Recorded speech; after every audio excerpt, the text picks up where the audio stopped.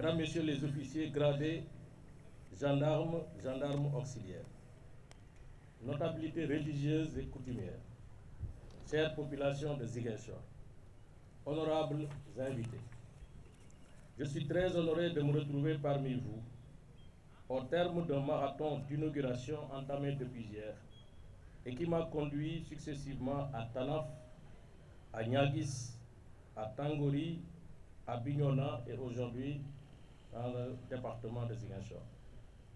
J'ai pu rencontrer les populations enthousiastes et admirer des paysages magnifiques qui traduisent la diversité, mais surtout le charme et la richesse de cette magnifique région de la Casamance naturelle, terre de dignité et d'hospitalité. La cérémonie qui nous réunit dans cette mythique et légendaire caserne de Néma, qui a vu passer de nombreux et prestigieux vaillants chefs militaires de la gendarmerie nationale, dont le général de corps d'armée Moussa Fall, ici présent, consacre l'inauguration de la nouvelle section de recherche et de nouveaux locaux du poste de commandement de la compagnie de gendarmerie de Ziguinchor. Mesdames, Messieurs, les infrastructures qui se dressent devant nous symbolisent la mise en œuvre concrète des autres orientations du chef de l'État, chef suprême des armées, son Excellence M. Macky Sall. Sous la direction du haut commandement, la gendarmerie nationale s'est rapidement approprié cette vision stratégique en élaborant un plan d'urgence et d'équipement spécial. Il s'est agi de procéder à une véritable transformation capacitaire de la gendarmerie nationale en termes d'effectifs, d'équipements et d'infrastructures. Grâce à cet ambitieux plan, la gendarmerie devrait atteindre en 2025 un effectif d'environ 35 000 militaires.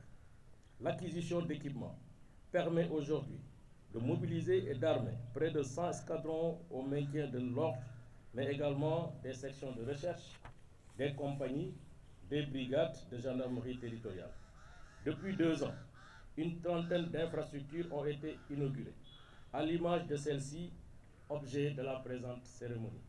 D'un côté, nous avons les nouveaux locaux du poste de commandement de la compagnie de gendarmerie de Ziguinchor, qui désormais épousera les limites territoriales des départements de Ziguinchor et d'Oussouye. D'un autre côté se hisse majestueusement la nouvelle section de recherche créée à l'image de celle de Dakar, Saint-Louis, Thiès, Tambacounda et bientôt Kaolack, afin de prendre en compte tout le spectre de la grande criminalité, mais également de renforcer l'offre de sécurité dans cette belle région de la Casamance, qui a certes beaucoup souffert d'un long conflit armé qui connaît actuellement aujourd'hui une nette accalmie, permettant aux voyantes populations d'exploiter tranquillement les ressources et potentialités économiques de cette belle région. Mesdames, Messieurs, honorables invités, nous le savons tous, il n'y a pas de développement sans paix. Il est dès lors aisé de comprendre le choix de son Excellence M. Macky Sall, président de la République, d'inscrire la sécurité de nos concitoyens au cœur de nos préoccupations. Le contexte sécuritaire actuel et à venir, marqué par des crises multiformes, l'insécurité dans la sous-région, ainsi que les multiples défis de la sécurité intérieure, notamment dans cette partie de la région de Ziguinchor, démontre à suffisance la pertinence de ce choix. Il est donc nécessaire de réorienter notre politique de défense et de sécurité, socle de notre cohésion nationale, afin de répondre à l'exigence de rendre les forces de défense et de sécurité plus modernes, plus résilientes et plus fortes. C'est tout le sens du vaste programme de modernisation et de renforcement global des capacités opérationnelles des forces de défense et de sécurité initié par le chef de l'État. C'est dans ce cadre que la gendarmerie met en œuvre le plan d'urgence élaboré et mis en œuvre par le général de corps d'armée Moussa Fall. Ce plan novateur, pragmatique et cohérent a conduit à un développement exceptionnel des moyens, mais également à une densification presque achevée du maillage territorial, gage de sécurité efficace dans le temps et dans l'espace. Mesdames, Messieurs, honorables invités, lors du colloque international de solidarité tenu le 24 juillet dernier avec les communes et les maires impactés par la crise sécuritaire dans les pays voisins, notamment Burkina Faso, Mali, Niger, le président de la République n'avait pas manqué de souligner, à juste titre, que la sécurité constitue un préalable nécessaire à toute action de développement. C'est pourquoi elle est un enjeu majeur de notre époque et doit être construite avec les communautés afin de garantir un environnement sûr et serein à chaque citoyen. En effet, elle est avant tout une question de solidarité et de responsabilité. C'est la prise de conscience qu'elle ne dépend pas exclusivement des forces de défense et de sécurité, mais de l'engagement de chaque citoyen. Chacun d'entre nous a donc un rôle à jouer pour prévenir les actes de délinquance et pour réagir alerté en cas de situation dangereuse. Il est primordial de créer alors les liens de confiance et de solidarité au sein de notre communauté. De plus, il est important de signaler toute activité suspecte ou tout comportement anormal aux autorités compétentes.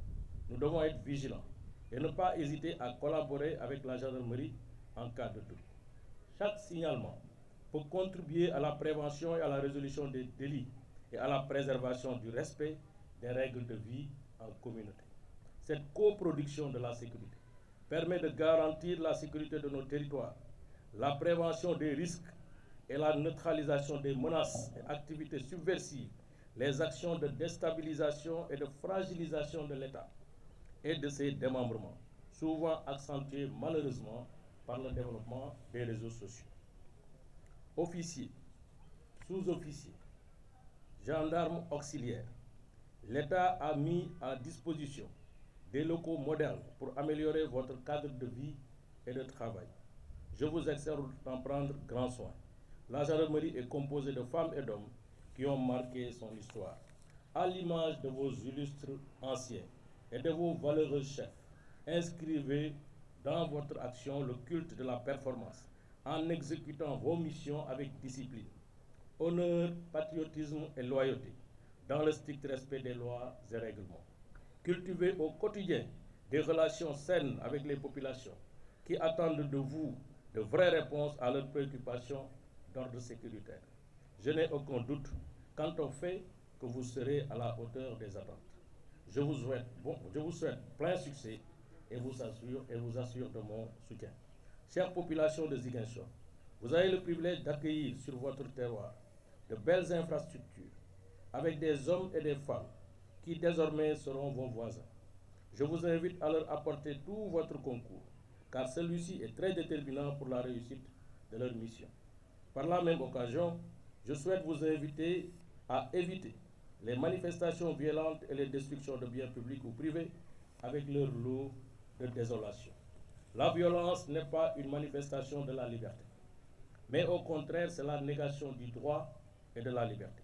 C'est une faiblesse, voire une médiocrité, une réponse inadéquate face aux problèmes et aux frustrations, peut-être légitimes, que l'on peut rencontrer. Je tiens à condamner fermement les actes de violence, car ils sont non seulement destructeurs, mais aussi contraires aux valeurs fondamentales de notre société et de la démocratie. Elle ne résout rien. Elle ne fait qu'engendrer davantage souffrance et destruction. Elle porte atteinte à la sécurité des personnes, la stabilité de nos institutions et au progrès économique. Elle divise les citoyens et crée des clivages qui sont préjudiciables à la cohésion